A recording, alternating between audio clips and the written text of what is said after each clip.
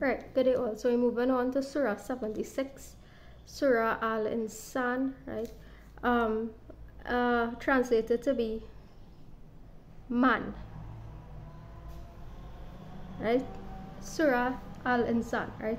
Mankind, right? Has there not come upon man a period of time when he was not even a thing mentioned, right? So, with reference to the process of humbling oneself, right? Process of humbling oneself, right? So there will come a time, and that time is probably now, right?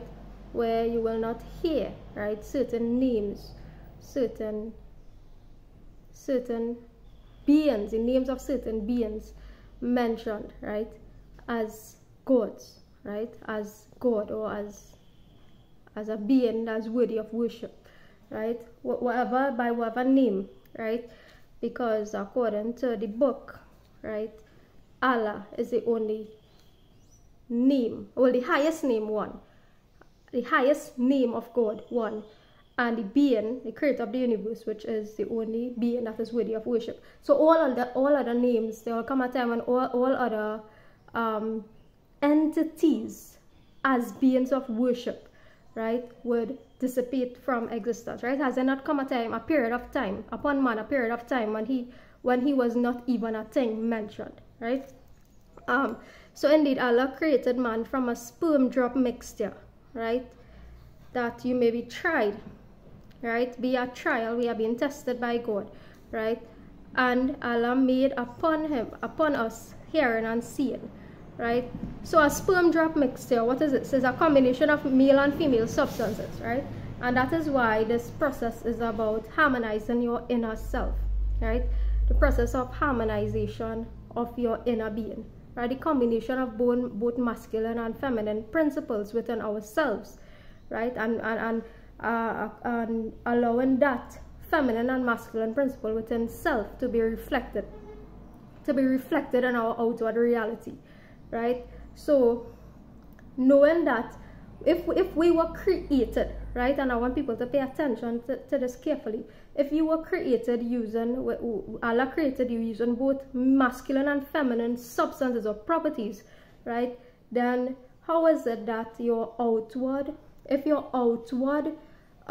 principle, or your outward expression of that principle, right, it doesn't reflect that, right? Then there's some kind of thing that is imbalanced within yourself, right?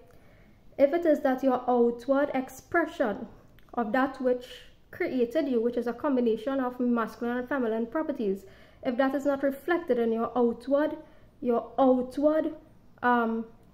expression of self, does not reflect that which Allah created you, right, using a combination of masculine and feminine properties, right, or principles, then there's some form of imbalance within you that needs to be addressed, right? And that is what the Quran is helping us to address, right? That is what the Quran is helping us to address, right? So Allah guides you to the way, right? Whether you are grateful or not, right? Be you grateful or ungrateful, the fact is that the Quran and Allah guides you to the way, guides you along the way, and guides you onto the sound path, right? So give food, right? One of the requirements in this way of life or principles is to give food, right? And give food that you enjoy, right? You enjoy, so you don't give food that you do not like, right? you give food that you enjoy as well. I remember I was talking about the clothes and so on, donations and so on, right? For yourself, you buy the best of the best things, but if it's things to give away, to donate, right, you're looking forward the cheapest things, or the pick up something in the dollar store or something. But for yourself, you go in all the luxurious stores, right, and wherever you order your stuff from online, or walk wherever streets in the richest of the richest and wealthiest of the wealthiest places. But when you're looking to give a gift to somebody, you're walking into the dollar store, right?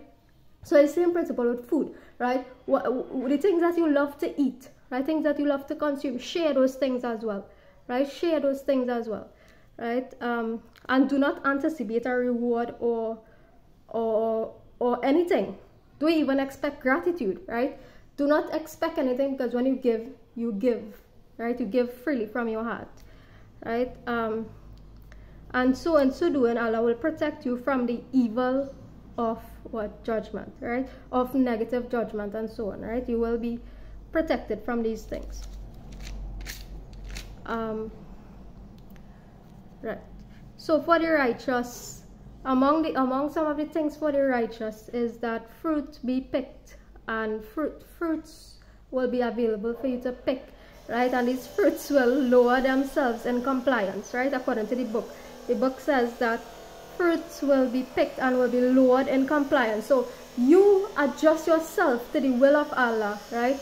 And Allah's creation will actually lower itself to you, right? And it is something that is a principle of creation, right? It's a principle of creation and sustenance of the universe, right?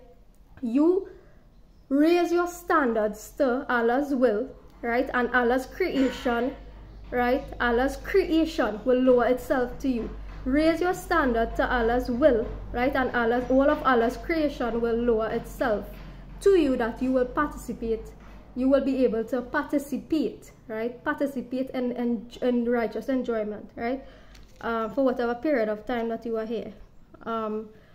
So be patient, right? So it is said that Allah has sent down the book for you, right? Indeed, it is Allah who has sent down to you the Quran progressively, right? So the Quran is about a progressive movement, right? People think that, oh, Islam is all kind of things that people have to say about Islam, and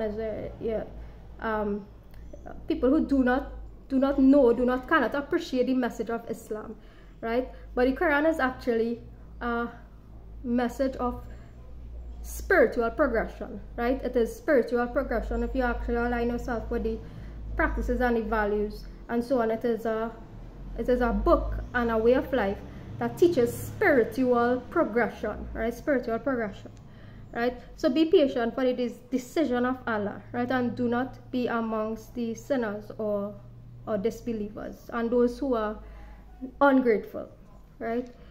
Allah has created you and strengthened your forms, right? Once He wills, He can do these things, and also alter you, right? Alter you to suit His likeness, right? To suit His likeness, right? He can do that if He wills, right? And you do not will except that Allah wills, right? Allah is all known and wise, right? So there's a will, and you could will actually, right? But to that will, there's a consequence, right? When mankind chooses to will, right? Meaning you doing what you want without fearing consequences, right? You steal, you kill, you do harm to others, you do all these things that you know intentionally are wrong, right? There will be consequences to face for those things, right? So the will of Allah is actually above any will of mankind, right? So He admits into His mercy whom He wills, right? So He admits into His mercy whom He wills. And when I say whom He wills, it's not that Allah could just like, it is also according to you making a forward. You have to desire that, right?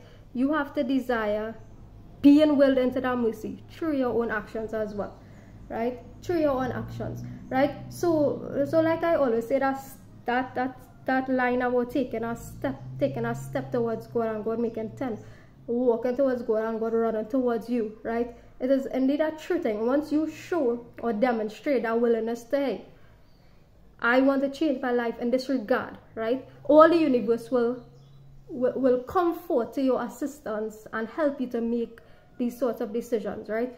Without any impediments whatsoever, right? Without any impediments, right? So Allah admits into His will, into His mercy, whom He wills, right? So this is Surah 76. We'll move forward to 77 tomorrow, God's willing.